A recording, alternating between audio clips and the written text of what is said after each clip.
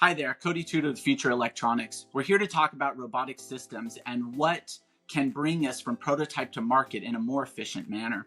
Oftentimes, when designing robotic systems, we will overlook the potential for new technologies to enable more feature-rich or more efficient systems. Certain things like wide bandgap transistors, such as gallium nitride, can enable extremely power-dense motor control and power conversion within robotic systems.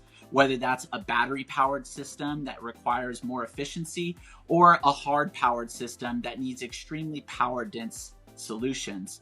Other things like sensor technologies, motor control, including motion control and microcontrollers.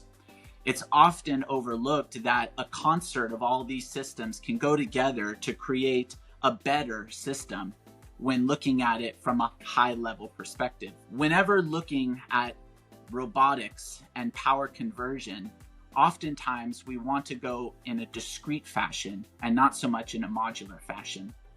If you need more information, please click the link in the description below.